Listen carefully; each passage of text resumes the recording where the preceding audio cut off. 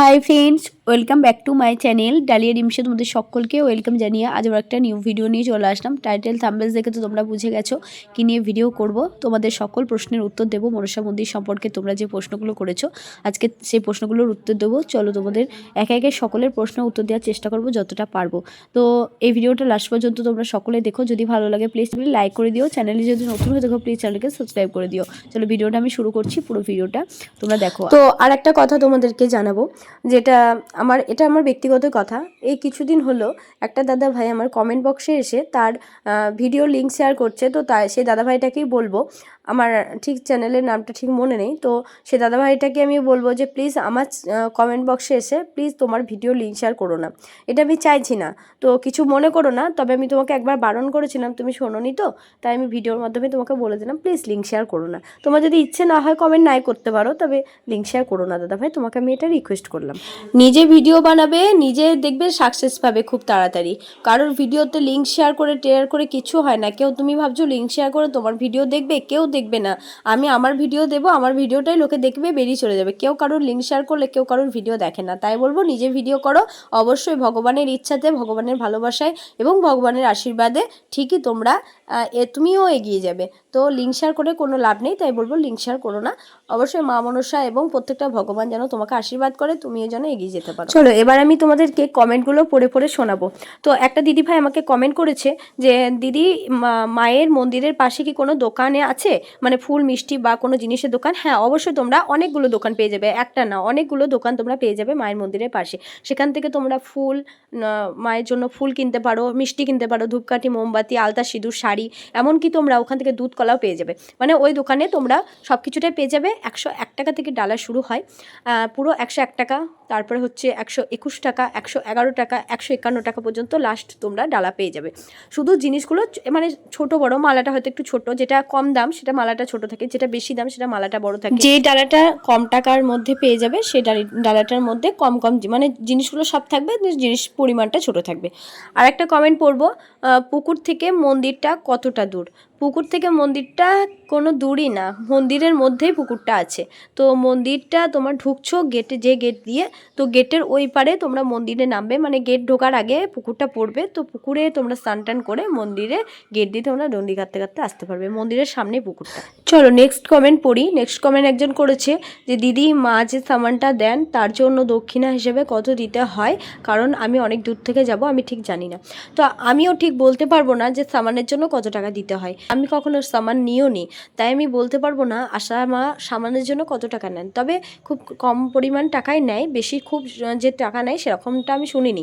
কারণ আমি মনসা মাকে কীভাবে ছিলাম আগে তোমাদেরকে বলি। আমার এক বৌদি মনসা মাকে খুব মন থেকে বিশ্বাস করেছিল এবং ভক্তি করে প্রার্থনা জানিয়ে মাকে মনস্কামনা জানিয়েছিল। তারপরে তার পূর্ণ হওয়ার পর মায়ের কাছে পুজো দিতে গেছিলো। তো তার থেকেই, আর আমার একটা বন্ধুর কাছ থেকে আমার এই মনসা মাকে জানা। তো তারপর থেকে কিন্তু আমি ছুটে গেছিলাম মনসা মায়ের মন্দির এবং মনসা মায়ের সম্পূর্ণ তথ্য তোমাদের সাথে শেয়ার করার চেষ্টা করেছি, যতটা আমি জানতে পেরেছি ওখানে গিয়ে, এবং সমস্ত লোকের মুখ থেকে এবং আমার বৌদির মুখ থেকে যতটা জানতে পেরেছি যে কাকুর কাছেই মনসা মা সত্যি খুব জাগ্রত।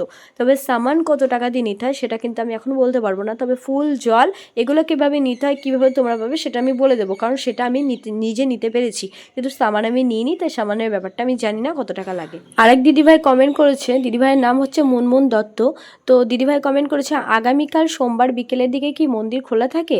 আর মন্দিরে কি এখন মা বসছেন? হ্যাঁ, আসাম এখন মন্দিরে বসছেন। আর মন্দির কিন্তু রবিবারটা শুনেছি বন্ধ থাকে, তাছাড়া বাকি দিন কিন্তু মন্দির খোলা থাকে। রবিবারটাই শুধু বন্ধ থাকে, বাকি দিনগুলো খোলা থাকে। তোমরা যেদিন খুশি সেদিন যেতে পারো, তবে সকালে গেলে মাকে পুজো দিতে পারবে, আর বিকেলের দিকে গেলে কিন্তু মাকে পুজো দিতে পারবে না। কারণ বিকেলে গেলে পুজো হয় না, তখন মায়ের সন্ধ্যা আরতি হয়, সেটা তোমরা দেখতে পারবে। মাকে ওখানে ধূপকাঠি মোমবাতি জ্বালিয়ে মাকে তোমার মনস্কামনা জানাতে পারবে, এটুকুটাই। তবে বিকেলের দিকে গেলে তুমি পুজো দেখতে পারবে না, পুজো দিতে পারবে না, তবে আরতিটা দেখতে পাবে। আরেক দিদিভাই কমেন্ট করেছে, আশামা এখন সামান দিচ্ছে কিনা, আর আশামার সাথে গেলে দেখা হবে কিনা, মন্দির গেলে আশামার সাথে দেখা হবে কিনা। তো আশামা কিন্তু সামানটা দেয় প্রত্যেক দিন, এবং মন্দিরে কিন্তু আশামা প্রত্যেক দিনই আসেন। তো আশামার শরীরটা একটু খারাপ শুনেছিলাম অনেক দিন আগে, যখন আমরা গেছিলাম তখন দেখেও ছিলাম, কিন্তু এখন আশামা সুস্থ আছে। মন্দিরেও প্রত্যেক দিন উনি আসছেন, পুজো দিচ্ছেন, আর প্রত্যেক মানুষকে সামান দিচ্ছেন। তবে সামানের জন্য 20 জনের নাম লেখাতে হয়, সকাল 6টার মধ্যে কি নাম লেখাতে হয়। আশামা কিন্তু প্রত্যেকদিন মন্দিরে আসা, অবশ্যই আপনাদের দেখা হবে আশা মায়ের সাথে, কথাও বলতে পারবেন। তবে ভিড় হয় প্রচুর, সকালের দিকে যাওয়ার চেষ্টা করবেন। আর এক দিদিভাই আমাকে অনেকবার এই কোশ্চেনটা করেছে যে সেই দিদিভাইয়ের দিদা মারা গেছে 1 মাস হলো, আর সেই দিদিভাই মন্দিরে আসতে চায় আর মায়ের পুজো দিতে চাই, তো সেই দিদিভাই কি মন্দিরে আসতে পারবে, এটা আমাকে বারবার জিজ্ঞেস করেছে। তো দেখো, আমি কিন্তু ব্রাহ্মণ ঘরের সন্তান, তো আমি অনেকটাই এই ব্যাপারগুলো জানি। তো এটা কিন্তু আমি মনসা মন্দিরের কী নিয়ম সেটা জানি না, তবে সব মন্দিরের একই নিয়ম হওয়া উচিত, কারণ আমার বাড়িতেও কিন্তু সকল ভগবানের মন্দির আছে। আমার বাড়িতেও কিন্তু অনেকে পুজো দিতে আসে, অনেক জায়গা থেকে পুজো দিতে আসে। আমার মা দুর্গাকে অনেকে মানত করে, গোপাল ঠাকুরকে অনেকে মানত করে। আমাদের বাড়িতে অনেক ঠাকুর আছে, যে ঠাকুরগুলোকে বাইরের সবাই মানত করে এবং মানত পূর্ণ হলে মাকে পুজো দেয়। এমনিতে দুর্গাপুজোর সময়তেও অনেক মানুষ পুজো দিতে আসে, অঞ্জলি দিতে আসে। তো একটা জিনিস দেখেছি, যাদের কাল অসুস্থ থাকে তারা মাকে এসে অঞ্জলি দিতে পারে না, মায়ের চরণে অঞ্জলি দিয়ে ফুল দিতে পারে না। তাছাড়া কিন্তু সকলে এসে পুজো দেয়, মায়ের পুজোর প্রসাদ নেয়, মায়ের ফুল নেয়। তারপরে মনসা মন্দিরেও ঠিক একই নিয়ম, তবে মনসা মন্দিরে যে সামানটা দেয়, হয়তো সেই সামানটা তোমরা নিতে পারবে না, হয়তো, আমি এটা সঠিকটা জানি না। তবে তোমরা মন্দির যাও, মাকে অবশ্যই তোমরা পুজো দিতে পারবে, কেন দিতে পারবে না? গঙ্গা স্নান করে নিলে আর কোনো রকম কিছু থাকে না। তবে তুমি মায়ের মন্দিরে যাও, পুজো দাও মাকে। আর মনসা মায়ের মন্দিরে দেখবে অনেক মানুষে থাকে মন্দির দেখাশোনার জন্য, তাদেরকে তুমি জিজ্ঞেস করো গিয়ে যে তোমার এরকম হয়েছে, তো তুমি কি মানে সামান নিতে পারবে কিনা, বা আশীর্বাদের যে জলটা দেয় সেই জলটা নিতে পারবে না, ফুলটা তো অবশ্যই নিতে পারবে, ফুলটা সবার জন্য।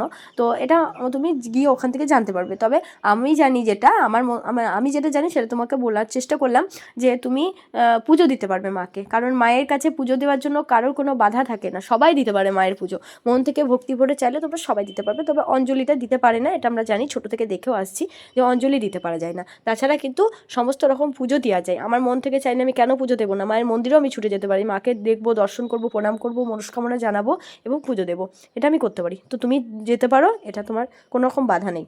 তো আজকের মতো আর কমেন্ট পড়বো না, আজকের মতো এখানেই থাক।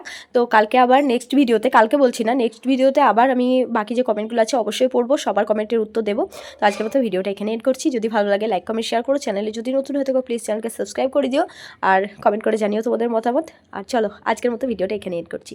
ঠাকুরগাছি মনসা মা সত্যি খুব জাগ্রত, তোমরা যারা মন থেকে চাইছো মায়ের মন্দির একবার ঘুরে আসো, অবশ্যই তোমাদের মনস্কামনা মা পূর্ণ করবে।